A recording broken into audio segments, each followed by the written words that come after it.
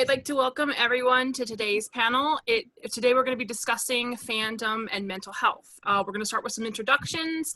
I am Lindsay Bartleson. I've been cosplaying for around 5 years now, and you can find my stuff on Facebook at Geek Diva Cosplay. And we have with us Jennifer. Hi. I'm Jennifer Bagasse, and I have been, I'm a member of the Order of Gallifrey. I'm one of the officers and founders of the club, and I've been doing Whovian cosplay for several years. I did primarily Star Wars before that, and it's my favorite thing to do. Caren? Hi, I'm Caren Christiansen. I started cosplaying very late in life. Just a few years ago, I started doing it. This topic is of, particular interest to me. I think cosplay has changed my life in a lot of really positive ways, and so that's kind of why I'd like to. I feel honored to be on this panel to be able to talk about some of that stuff. And Abe? Hi, I'm Abe Hickey, and I have been around the scene for a while. I definitely am a big Doctor Who fan. I'm not cosplaying today, but I'm a mental health therapist, so I'm here to kind of talk about all this stuff. And James? Hi. First of all, sorry. That seems a little bit appropriate right now, but my name is James. I am been cosplaying for, I'd say maybe 10 years. I've been part of the Order for about, what, 3, Jennifer? I think so, yeah. About that. 3. About that. And I also work at, I've had some trouble, and this has been a really good way for me to release. Oh, I'm sorry, and I go by the name of for Facebook. It's Steamy Double J, the letter J, cosplay. Great. So first, I think we will talk about how you yourself or others have found acceptance in fandom. For me, I'm a mom to 5 kids, and I found that I wasn't really fitting in with all the soccer moms, and I didn't quite know what to do, but I sort of started learning about cosplay, and of course that leads to cons, and I found a place where I fit in, where these people didn't look at me weirdly when I would be talking about Doctor Who or Star Wars or whatever like that. So it sort of just became a home for me. Does anyone else want to speak up on how they found acceptance in fandom?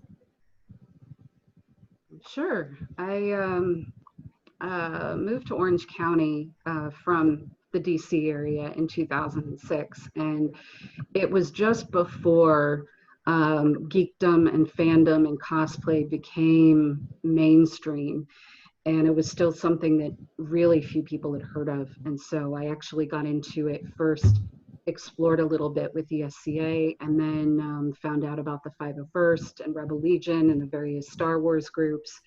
And so I started doing Star Wars cosplay, and you know, at the time it was a good way to meet people who were not, you know, who were not doing the things that most people that I knew through work and through the neighborhood like to do. You know, I don't tan very well. I don't go to the beach much, you know, and I don't drink. So that kind of ruled out a lot of means of socialization here. So, and then once I joined the Whovian community, that was even more open and accepting and wonderful.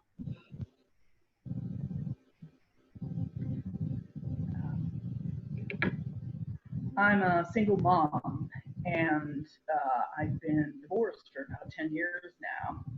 And while I was married and I had little kids, and I was a stay-at-home mom, and like Lindsay, I just found myself completely like the moms and the play groups and the baby groups and all of those things. I just couldn't relate to them. And so after I got divorced and my kids got a little older, there was a book series that I really liked, the Discworld series by Terry Pratchett, and I found out there was a convention, and that was nearby. It was in Baltimore, and I'd never really been to a convention before, and I just went by myself, and I brought some outfits, and I walked in, and I immediately started talking to people. These were like, several hundred people who loved the same book series that I did. And it was not a popular series at that time. It's still, not as popular here as it is in England. So it was really exciting. And I was like, oh, these are my people. Here they are. They're all here. And then one of them said, have you ever seen Doctor Who? So I went home, I watched Doctor Who, and a year or so later, I was at a social event. A girl came up to me. She said, you have Doctor Who license plates. We're going to be friends. And she brought me to Regen in 2016, where I met Lindsay.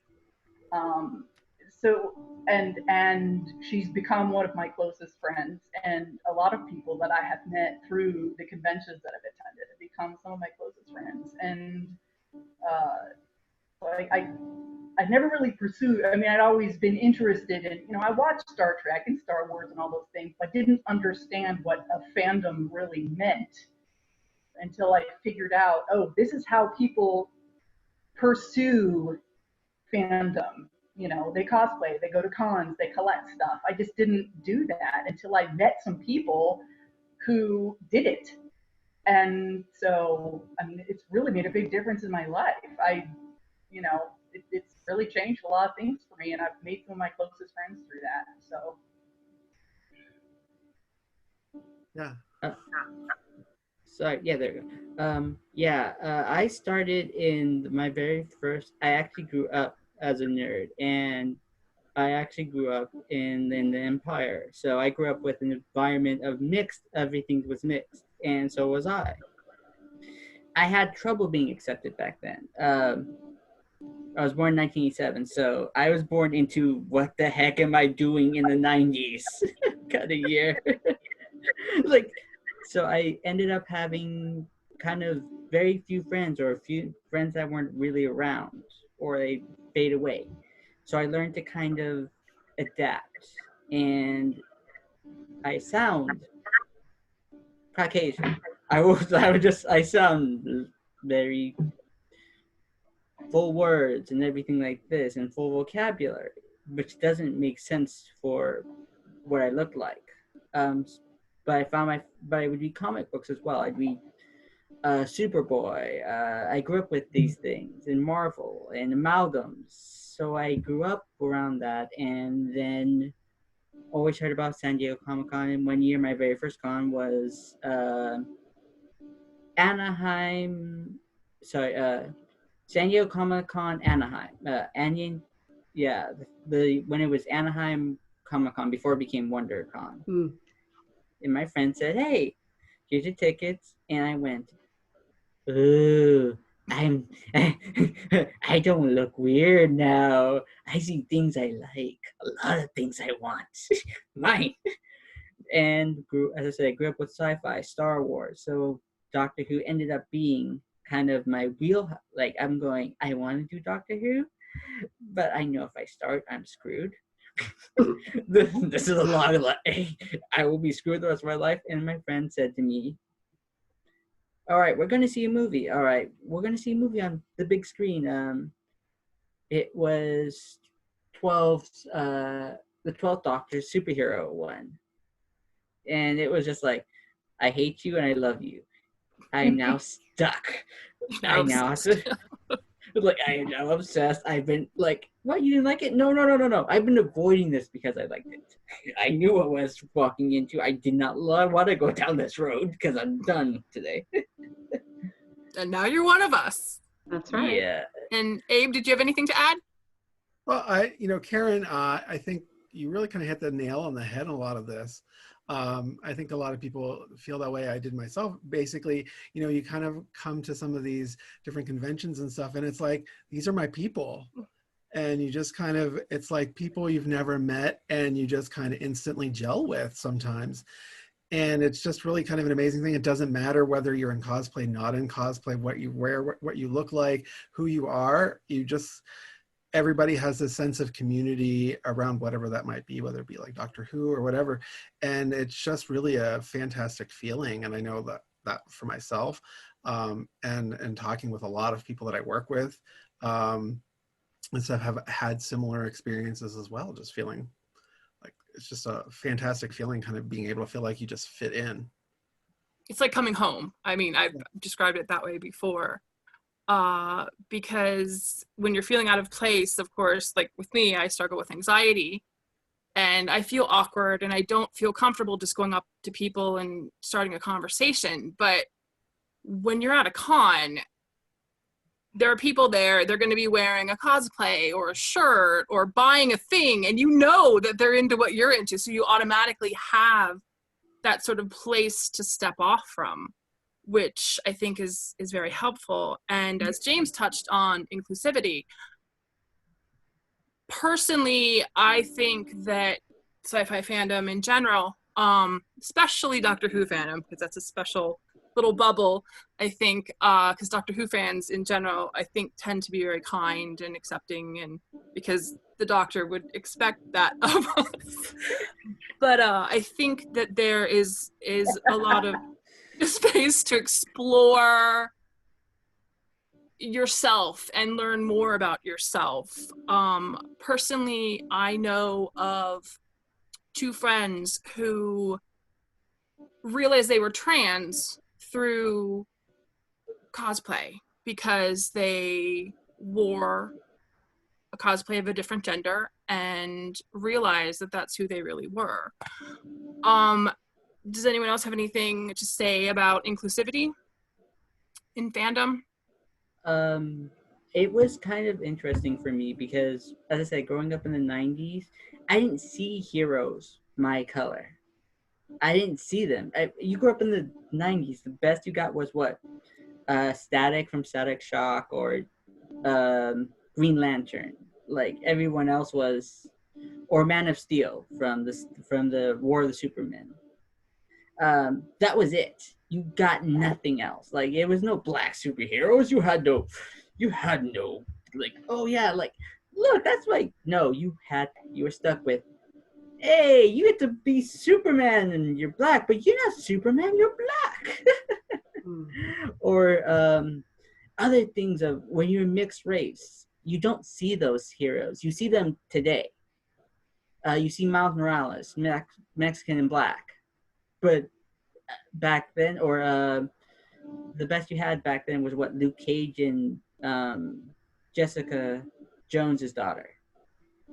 But everyone else, nah, there was no mix. It was you're white, you're black. You're white, you're black, you're Mexican. You're white, you're black, Mexican. So I learned to kind of, I was always, okay, well, I can't cosplay that much.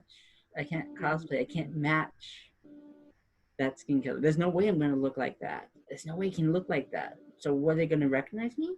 Are they recognize this? Or just like, oh, what is he? And so I learned to kind of, but when I went into, so I'd mask myself, to be honest. I would mask myself as, and Jennifer has seen it, as Jack Skellington. And I've done, like, where it's full white makeup and black, and it hides a lot of what it was like, okay, I can be this and be what I want to be right here without having to look up, you don't look the part. And then I realized, but with Doctor Who, I was like, Star Wars, I felt a little bit like I could be the Black Jedi and all that, but with Doctor Who, it was like, be who you want to be. What? No holding back. No. Okay, I'm sorry, you don't look right for this part. You don't have the right hair. You don't have the right this. like, do your best, look at your best, and it was look your best and go for it.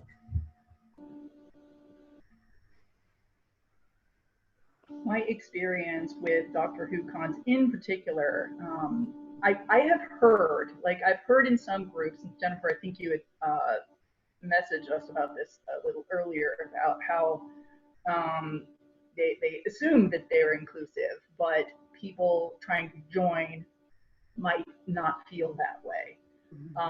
And I personally haven't had any experiences where someone was critical of my cosplay because I didn't look right. I know that happens, or I've heard people say that that happens, but I have observed at Doctor Who conventions in particular that I have not seen that happen.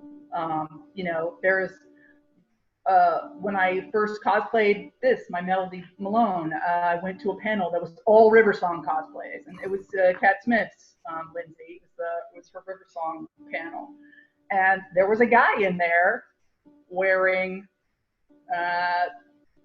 He was cosplaying River Song, and he was wearing her. Shoot, I can't remember. Astronaut, the jean jacket, The jean jeans jacket. and everything. Like my first River Song cosplay, because it was really easy. And it was a guy just playing River Song, and no one gave him a hard time. You know, everybody was really, really welcoming. And I have seen, like, there's people of color like you, James, who, you know, play or who are cosplaying someone that doesn't match their race, and no one gives them a hard time about it. Everyone is very welcoming. And I've always experienced, you know, no one's ever given me a hard time about my cosplays because I don't sew, or, you know, I didn't make everything that I'm wearing. So I think, in my experience, the Doctor Who fan community is very welcoming and inclusive for people who are cosplaying, and I don't see the same kind of arguing that you can get in Star Trek and Star Wars, for example. There's less arguing about what's canon, for example. I mean, you know, not the same kind of, like, people just don't get as angry about Doctor Who as they do in other fandoms about things, you know? Yeah. I feel like this community in particular is more inclusive, more welcoming, more just accepting of whatever you bring to the table. That's just been my experience with it. I mean, it's interesting that you mentioned the contrast between Star Wars and Doctor Who, because I have been, you know, neck deep in both fandoms, you know, at various points in my life. And, you know, Star Wars was my first thing since I was 9 years old, and it was great to find people who loved it as much as I did, and I learned so much. I learned to sew because of Star Wars. I learned some, you know, other related skills, you know, but I think, I mean, there is a world of difference between the approaches of most of the Star Wars fandom to cosplay versus the Whovian fandom. And I think that there is a lot more focus on accuracy, both, you know, in terms of your costume and, you know, is this the right shade? Is this the right, you know, and people will, you know, I've had people, friends tell me that someone would come up to them at a con and criticize the positioning of the little greebly on top of their Imperial officer's hat. You know, but I started in cosplay that way, and I wasn't completely comfortable with it, but I didn't know anything else. And then once I got into Doctor Who, it was like a whole world opened. Suddenly, wait a minute, you're telling me I can do what I want? Like, you're telling me I can create something. I am, you know, at the time I was in my 30s, and I can cosplay 19-year-old Rose Tyler and nobody cares. Like, or I can cosplay the Third Doctor, who is very clearly a very tall man, and I am a very short woman, you know, and I can do that. And people appreciate it. And it was just such a revelation. And being able to create TARDIS dresses and interpretive costumes and steampunk this and medieval that. And it just, the imagination and the creativity, it really opened a lot of doors for me in terms of expression. But I also think that it's dangerous for us as a fandom to pat ourselves on the back too much, because there's always work to do when it comes to inclusivity. And I think that if we hear, you know, we have these rose-colored glasses on, but if we hear people tell us, you know, especially from people from, you know, marginalized communities, tell us, hey, your thing is kind of ableist, or your thing is, your event is not welcoming to minorities or trans folks or whatever, we need to listen and learn. And I think, fortunately, most Doctor Who fans I know are willing to do that. But when we get into groups and in settings where we tend to gravitate toward the people we know, I think that's when it's even more important to acknowledge, you know, especially at a convention. I mean, because I represent clubs at fan tables at conventions all the time. And one thing I'm always telling people at the fan tables who are working the fan tables is face outward, face outward, face outward, and talk to people, because it's so tempting, especially on day 3 of a convention in the afternoon, and we're all tired and you just want to cluster around and chat with your friends. And if that's not what you're there for, you're then going to be creating an impression that we're only there for ourselves and not to bring people in. I think inclusivity is something that requires work and concrete steps to accomplish.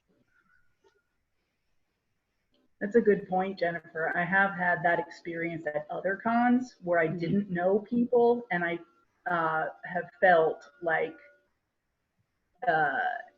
it was like a giant clique that I was not a part of. I have had that experience. And you're right, you know, although I have found the Doctor Who community in general different, you're absolutely right. We need to be vigilant and make sure that we are listening to people who are saying that they don't feel welcome. Because I think that's kind of what we want, right? We want everyone to feel like what we're saying we experience, we want everyone to feel like that. We want to be welcoming. We want everyone to feel like they have something to bring to the table, and that we want them there, and, you know, that they feel welcome and, you know, part of the community rather than on the outside. And that sadly is part of the dark side of the fandom, the cliques and the, well, our way is better. That was one of the things I was anxious about when I first got involved. And actually, was it my first con? I was myself afraid because I'm plus sized. I do not look like a lot of the characters that I want to cosplay. And I was afraid about how people would treat me because of that. And I met a friend at my first regen, and his partner was also plus size, and she was a cosplayer. And I asked them, I said, well, how do you handle this? What do you do to protect yourself from that? And they told me to surround myself with good people. And then you're setting the example for others, because you're being positive, you are being inclusive, and you're not the ones judging, oh, well, that's not absolutely perfect. You're letting other people explore it too, because you're setting like an example for them. I mean, that's actually honestly a very amazing point that we've all seen. As I said, I've come from the community that's kind of, I came from partially the Star Wars community, growing up with Star Wars. So it was, if you look at most blacks, most coloreds, they're considered, what's the words, traitor. Like, it's traitor. Oh, lovely. Those 2 words coming out of everyone's mouth. With, you don't mind sometimes, but every once in a while you catch it and you go, it bothers you. There's this little thing of, now I've seen this a little bit in the Whovian, not in our groups, not in like the Order of Gallifrey, but in certain ones of, you don't have the right red shoes for David Tennant. And Jennifer and I have both said, like, have you tried finding a maroon for cheap? Have you? No, have you? Nope. Good luck. Go find them, and then get ready to pay about $100 out the door. I can find the red ones for cheaper and get that done. Or what's this? My 11. I don't have my suspenders on because I came from work, but this tie is not the classic red tie, but it has the TARDIS on it, and it gives this look of, hey, oh, I get it, I like that. Or Jennifer saw it at the last convention, one of the last conventions that we had all together, LA Comic-Con, where I was rushing and I had no choice. I ended up having to do a mashup because I'm going like, I'm not changing this, because it was the same day as Disney. So I ended up doing Dr. Skellinghu, which was That's right. I remember that. That was great. That was great. And it was just like, oh God, like what the hell? I mean, like, I've lost my mind, but I'm not redoing my makeup, and I do not have time to do this makeup. Like, forget it. I'm wearing the makeup, and we're just going with this today. Later, I've done ones where it smashes up of Doctor Who has this amazing ability to include other things of, he may not believe in magic, but there's alternate versions that you could say are part of Hogwarts. And we've had this argument of whose house is which doctor belongs in which house. Stepping back to the fact that you were criticized for the having the right color shoes, do any of you have specific experiences in bullying or gatekeeping in fandom and how you handled it?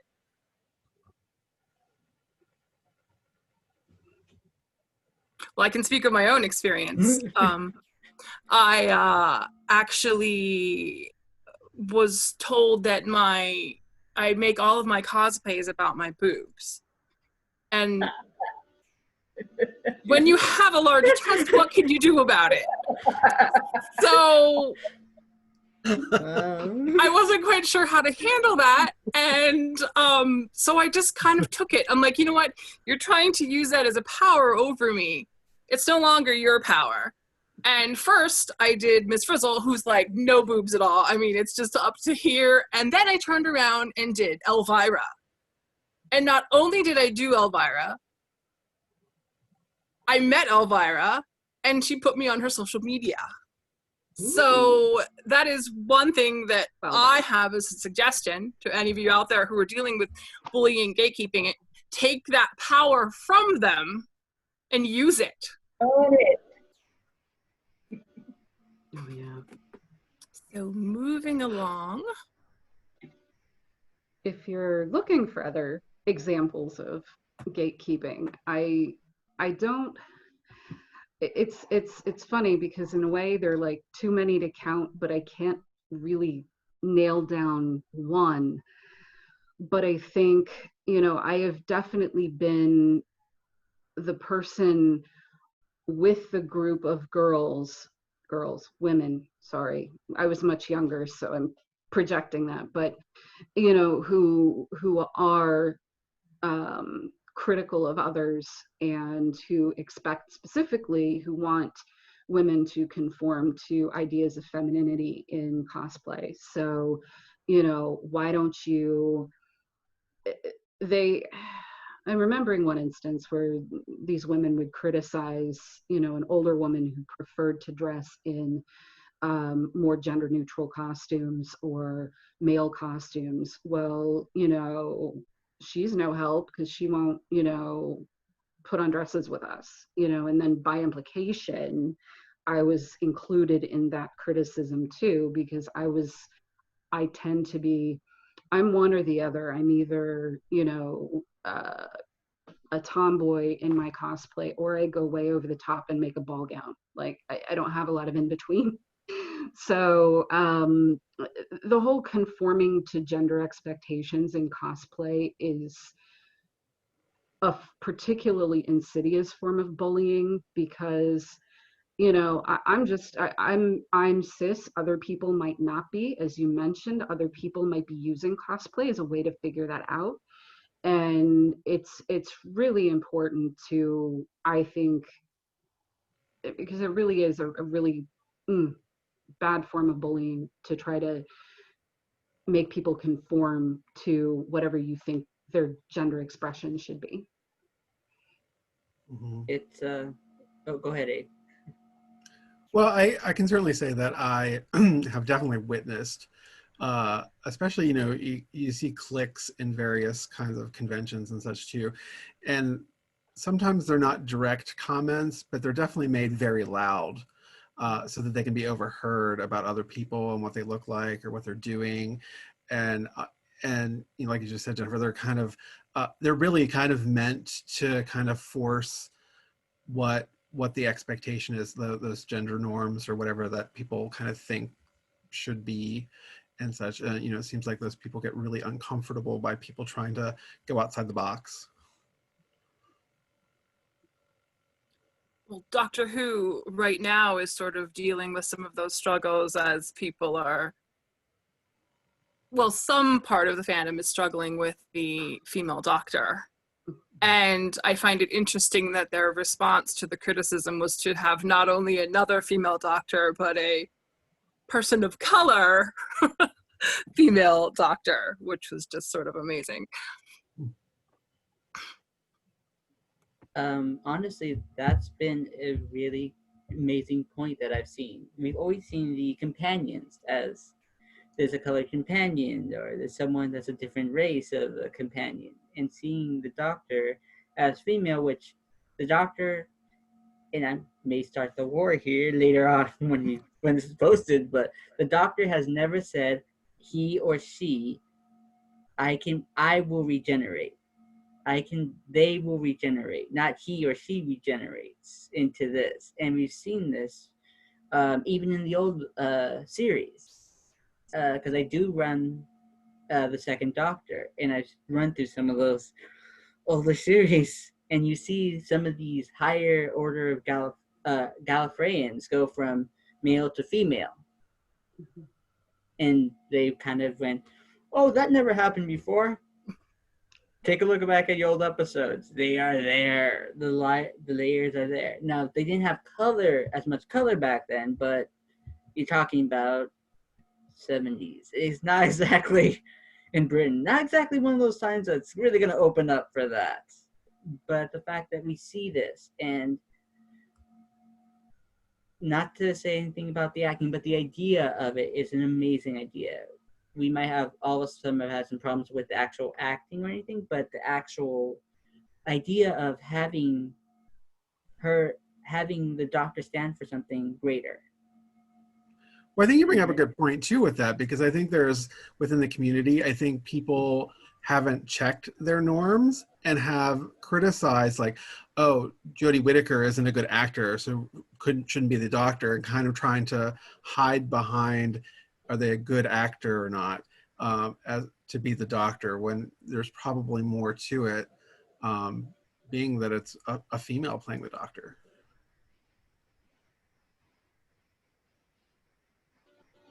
It's interesting. I've been thinking about what you guys have been talking about, bullying and gatekeeping and norms in the cosplay and fandom community. And I'm just thinking about how restricted I feel in my normal life,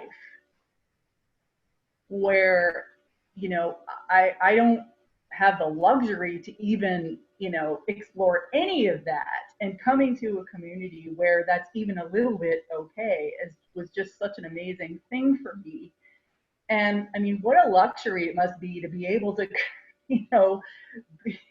have so much freedom to express yourself that you can criticize other people and limit their creativity and expression. This is such an amazing place where you can smash norms. You can do that. That's what it's, that is the kind of that's why I'm there, because, you know, I have realized one of my defining traits is that I don't do anything just because that's the way it's done. And I love being in this environment where I feel like I don't have to. So I mean, not really, you know, I haven't had anyone criticize my cosplay because I was too old or too fat or not the right gender or color or whatever. I haven't had that experience. I have heard about it and seen, you know, heard some comments about other people. I know it does happen. It's just, it just kind of made me think about what a remarkable community to even have, just to have just to have a place to do any of that kind of thing, which is why it's so important, like Jennifer was saying earlier, that we do need to be vigilant about being inclusive, because this kind of community is some people's lifeline. Like when Regen got canceled, yeah, it's their safe space to do the things that they can't do in their normal lives. Like, you know, I was like a suburban housewife and mom, and my neighbors are like Republicans, and you know, I had an experience one time where I posted pictures of a convention that I'd been to on Facebook, and one of my neighbors came over to my house. She and her daughter and my daughter are friends. She comes over to me, and this is the last thing I expected. She comes up, she knocks on my door, and we were talking about our kids, and she says, you know, I saw those pictures of you at the convention, you know, last weekend. And I said, yeah. And I was like, oh my God, what is she gonna say? And she goes, you know, I'm a closet nerd. I'm a huge Star Trek fan and a Marvel fan, and you know, and I was like, wow, it was amazing. Like she felt comfortable expressing that to me after seeing, you know, that I had, you know, gone to this convention and cosplayed and done all this stuff. And she, you know, just this suburban housewife just felt comfortable telling me that she also was into that kind of thing. So I was just, I mean, it's neat. You know, we don't get a chance to be all these things. I mean, I'm older. I have teenage kids, and I gotta, you know, if you're in your early 20s or whatever, I mean, you have a little bit more freedom sometimes to not feel so restricted in your normal life, but I do. And so this is really a great place for me to be able to, you know, be more me, and you know, in ways that I can't be in the rest of my life. And that's just why this is such an important thing to have and to be inclusive about it. And the way you said it's a lifeline, I need to speak on that. I say openly these days, convention saved me. Fandom saved me. I was in a verbally, emotionally abusive marriage. I was probably pretty close to not wanting to be here anymore. And going to my first con was sort of like my last ditch effort to save myself from myself. And I went there and I cosplayed, and people were just so accepting and welcoming, and they loved my cosplays. And I'm like, wow, I exist outside of that mom. There's me. And it was sort of getting back to what I used to be. I used to be a performer. I used to be in theater, and I had lost all of that. I had lost myself. And by stepping into this crazy world of fandom and conventions, I found myself. And I cosplayed, I met people, and con people, fandom people, I still say that they're some of the best people. They're the best friends. You only see them like once a year, but like they are some of your closest friends, and they just sort of build you up. Even when you can't be together, they build you up. And that's what happened. I got built up, and I got self-esteem again, and I felt good about myself, and I stood up for myself, and I got out of that situation. And I found a wonderful boyfriend who was drawn to me because of all my creativity and the fandom and the geekiness. And now my life is so much better. And the way that happened was because of cons, because of fandom, because of cosplay. So Caren was exactly right in saying it is a lifeline. Definitely so. That's why we have to police it. Yeah. So, go ahead. I mean, honestly, that's something. I would be honest. I have attention deficit disorder. I was diagnosed very young, and I'm also an introvert, which is very dangerous combination to be put together, because that means you aren't just not chatty. You're very introverted to be put that. So I wasn't going to strike out at all. I wasn't going to do anything out of the norm. It's not so. Okay, well, you're a little odd. Too bad. Stick to the corner where you're hidden, where you can stay hidden and stay as a ghost. And that was a big joke with a lot of my friends, even my nerd friends. They go like, "You're a ghost. You Zoom." And Jennifer seeing me go through a con with like nothing and just laugh my head off. I go like, "Yeah, no one noticed me. I don't mind this at all." But at the same time, I learned to, because of this, I learned to say, I want to stand out sometimes. I'm going to do something that's going to push me a little bit, and it's going to break me out of my shell instead of this little tiny little window that I see through every night and hope that, hey, that's great, to, hey, whoa, stop looking through the window, open the door. It might be a little dangerous and it might be a little scary at times, but I learned to do that. I joined groups that were like, okay, yes, I'm not the drinker. No, I'm not the partier, but I'm always going to back you up. And one of the jokes was they called me because I always had a cosplay repair kit.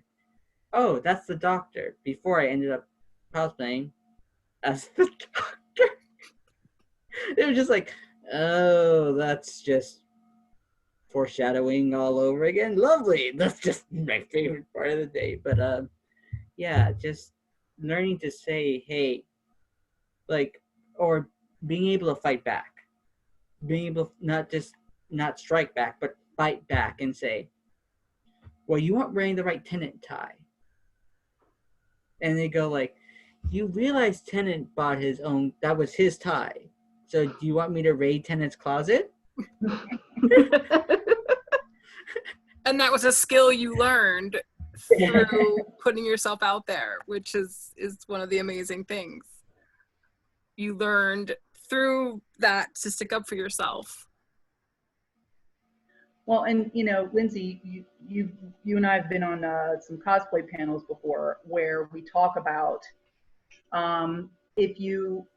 it's more important when you're cosplaying to wear something that makes you feel great wearing it than something that is movie or show accurate, because everybody looks and is shaped differently, and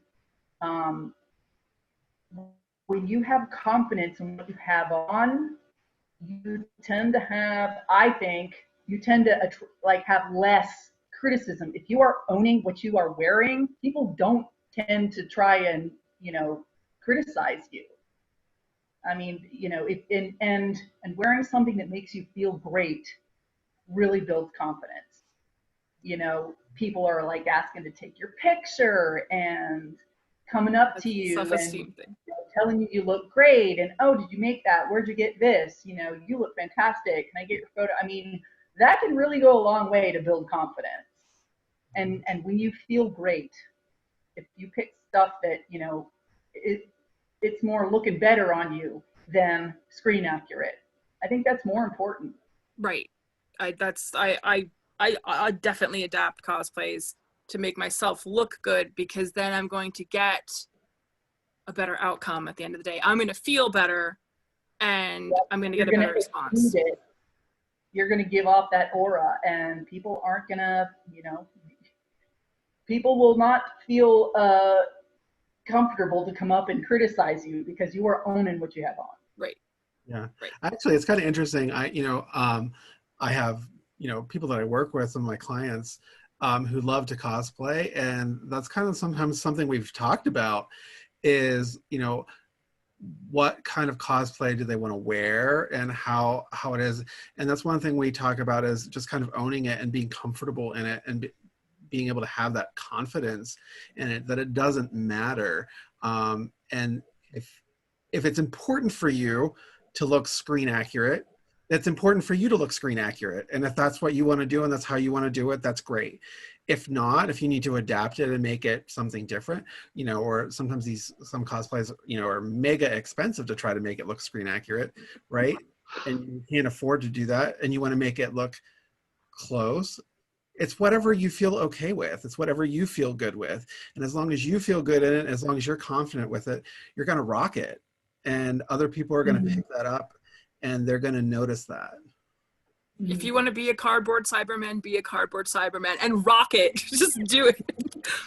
Yeah. Well, and Abe, you do have a good point. I think if your most important thing is to be screen accurate, and if you're not going to feel comfortable, if you're not, then yes, that's what you should do. You made a good point. I mean, the important thing is you feel good in what you're wearing. Mm-hmm. That's the important thing.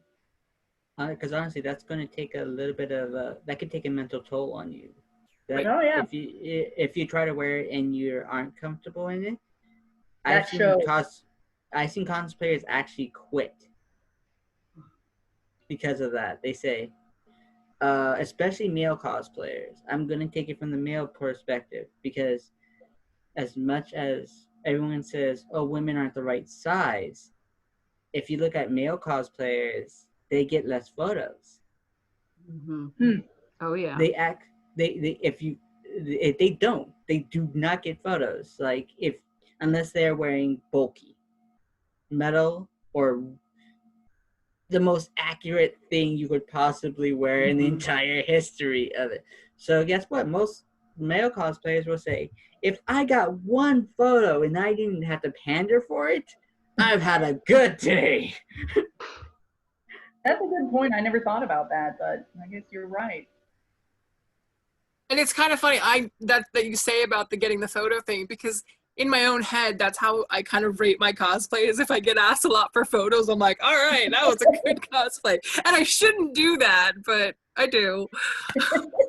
And meanwhile, there's poor David going, I only got one photo. Right. That's my David, my boyfriend, will be like, everyone's taking your picture and I'm holding your bag. So we came up with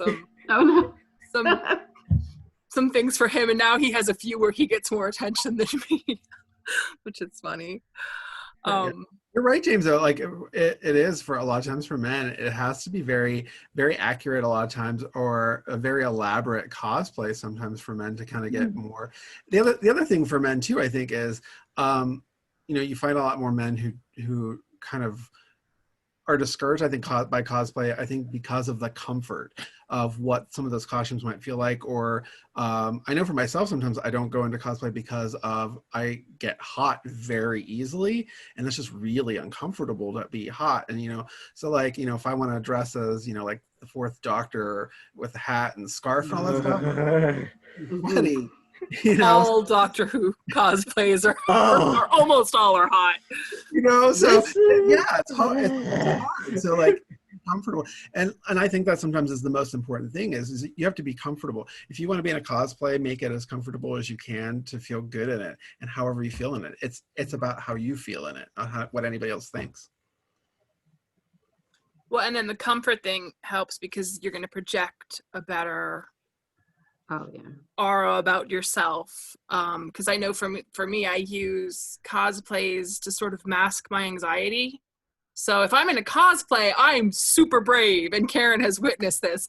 I'm super brave. I'm super bold. I can attest to that too. Yeah, that's right. You have too. But then I change out of my cosplay into some of my regular clothes, and I'm like not wanting to speak up for myself and whatever. So I kind of like balanced it out. Now I have a fandom wardrobe. So I have like closet cosplay type stuff, so I'm kind of cosplaying, but not completely. So I feel better. You are. I can attest to it. So I've known Lindsay forever. We went to college together. So, yes, Lindsay out of cosplay versus Lindsay in cosplay. It is like Night and day. It is like a superhero transformation when she puts on the cosplay. Right. He was shocked the first time he saw me like strutting around in my con. I had him come to a con to meet me, and he was shocked.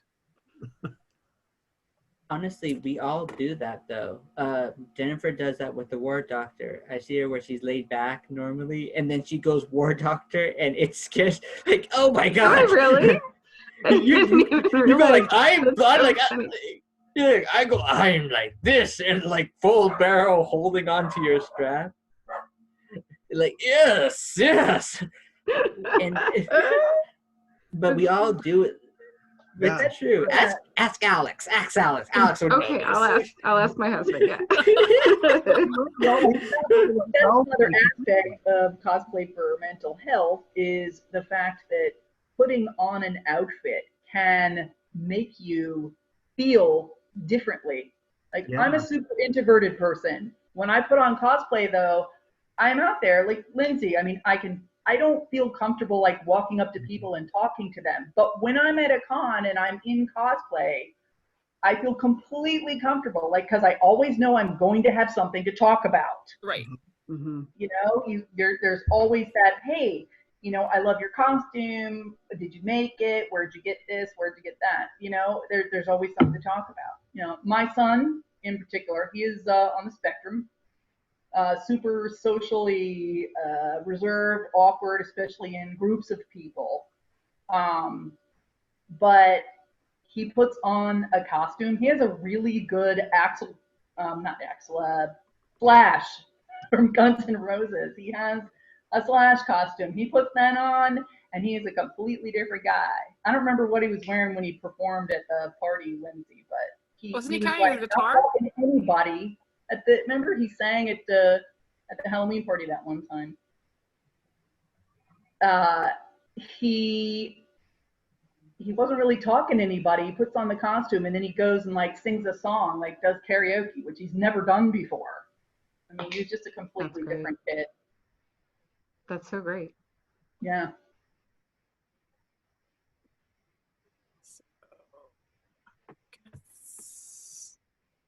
Yeah, honestly, even if what I'm wearing now, which is one of my favorite ties, is actually the TARDIS tie, exploding TARDIS tie from the Van Gogh, like the Van Gogh pattern, and I've wore it where it's a good way to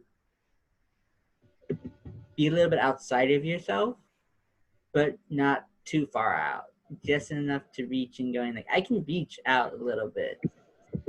No one's going to notice this tie unless they know this, and I'm cool with that. I'm great with that. I'm great with being this, or little things that you catch of, oh, what is that police box? And even just a pin. Even just a simple pin or things like that can give you that little bit of, or license plate. Yes. I met one of my very best friends with a Doctor Who license plate. I was like, yes, I love that. Don't blink. Okay. I have the wallet, and it's great because anytime I pull it out at a like Starbucks or at a restaurant before all this started, it was like instant, make baristas happy. Yes, it's like the secret instant connection. It's how you find your people out in the real world. Like when you're at a con, they're all around you, but when you're out in the real world, you have all your little stuff, and if someone recognizes it, then you're like, oh, here's another one of my people out in the wild. And that happens all the time, because actually my boyfriend remarked, he's like, people are always coming up and talking to you about your clothes, because I'll be wearing Doctor Who or Star Wars or whatever, and like that never happened when I used to just wear what I thought a suburban mom should wear. But now that I wear my nerd stuff, it's crazy. They're like, oh, you, and sometimes they're huge fans, sometimes they're not fans, but there's still that little moment that Well, it's a really powerful thing, because I can certainly say, okay, so as a therapist in my office, I certainly have a lot of Doctor Who things in my office. And what's really awesome is that I'll have new clients that I work with, some on the spectrum, some kids, some different things, and they recognize some of the Doctor Who stuff, and it's immediately comforting for them, and they want to immediately start talking about it, and it completely changes that initial dynamic, which is a little scary, or it has a lot of anxiety for some people, and it completely just erases the tension getting started, and it's just a wonderful thing to use. And it's interesting you say that. I also have a child who is on the spectrum, and he wasn't understanding real life things, but he fell in love with Star Wars. So I would translate real life activities or situations into Star Wars terms, which seems a little crazy, but so if he's doing something naughty, oh, well, do you want to be a Sith? Because right now you're acting like a Sith. Or if he needs to be brave, well, you're a Jedi, you're a Padawan learner, and it works like that, to sort of like a way to communicate and a way to feel safe and comfortable in the real world. So I think we are almost out of time. So let's just finish up with talking about a topic that's very big to all of us right now, and that is fandom in quarantine. And how is fandom helping you and your fellow friends in quarantine? Caren, I believe you had something to say about people building. Right. Well, I think the point that I wanted to make is that this has been hitting everyone differently. Some people are just like mad doing stuff, and some people feel not motivated at all. And I think the important thing is, if cosplay is something that you do, to not beat yourself up if you're not doing as much as you think you have time to do. Because, when you do cosplay, I mean, everybody is used to, you're still like sewing stuff like the morning you're going to put the thing on, right? You're working on the cosplay right up until the second, yes, and that you wear it, right? So, I think there's this, since there aren't cons to go to, and there aren't, you don't have a deadline. It can be kind of, you can not feel like doing it, and even though it's something that you love. And I think it's important to know that it's okay. It's okay to not feel motivated to build that amazing cosplay. You're like, I'm not doing anything, I've got plenty of time, why don't I want to do it? Why am I not getting down to business and getting it done? And this is a crazy time. Nobody has experienced anything quite like it. And it's so all-encompassing. Everyone's affected in different ways. And I think that we just need to go easy on ourselves and do what we feel like, do what we feel motivated to do. And if we don't, then, the cons will return, and we will be back to those cosplay deadlines. But right now, just go easy on yourself. I've put together a couple of cosplays. The most recent one I did, Lena Duck from the new DuckTales. She's my favorite character. I don't have anywhere to wear it yet, but it wasn't that hard to put together. And, it was mostly shopping, which, I do a lot of now.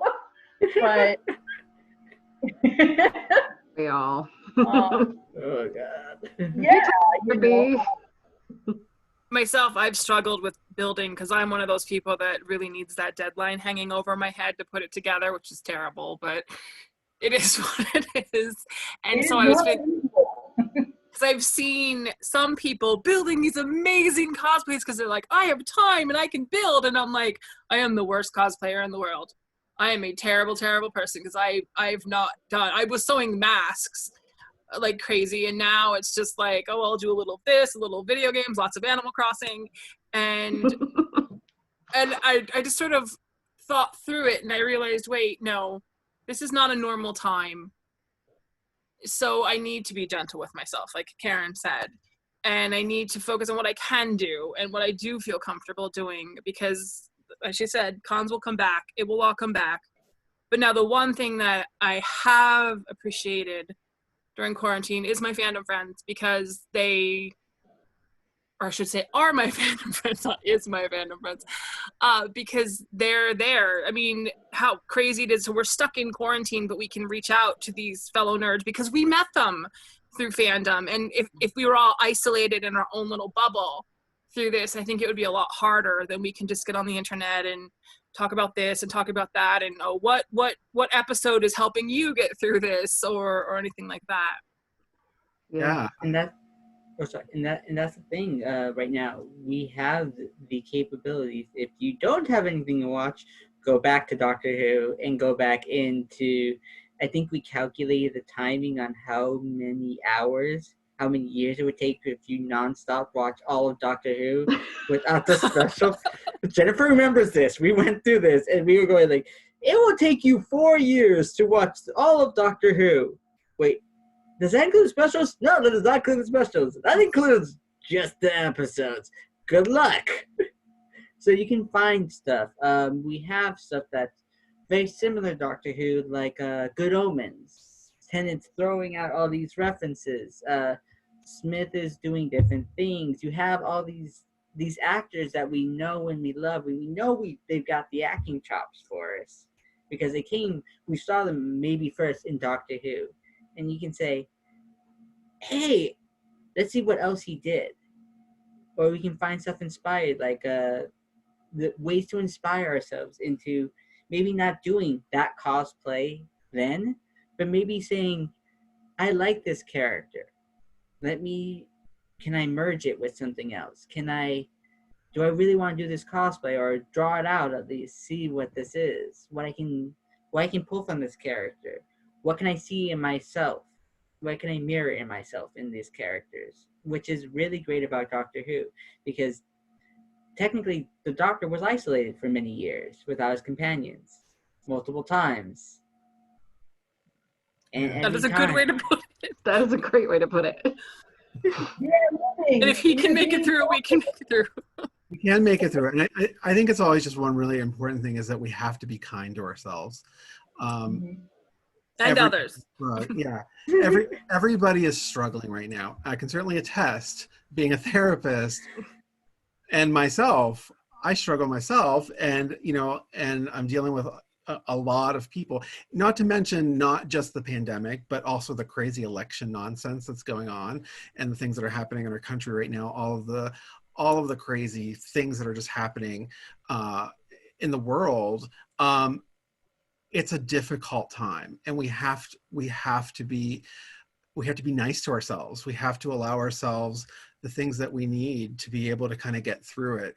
And fandoms are a great thing for that. It's a great way to kind of escape, and fortunately we have things like the internet, we have Zoom, we have all of these other things we can do. We can do our cosplays and, get together with our friends online and, do whatever we need to do. We can talk about, we can watch Doctor Who a million times, or our favorite episodes, whatever else. We can explore new things, and that's all wonderful, great things. And it's all okay. It's okay. It's okay if you don't want to work on your cosplay. There's nothing wrong with that. And it's okay to mourn the cons, like to be sad about it, to have big feelings, because they are important to us. Yeah. Exactly. And fortunately, it's been great that a lot of the cons have been very adaptable to trying to do some of this online stuff to kind of keep it there so that people still can connect and have some of this stuff that is so important and helpful to our mental health. And this way, we actually brought in folks who may not have been able to attend in person because we've got both coasts in this panel. Right. We're all over the place. Right. It was funny. I was telling people that I was doing a panel for this, and they're like, "What?" I'm like, "No, it's virtual, so maybe someday we'll get out there." Yeah, actually, it was kind of interesting. One of our local cons here actually did.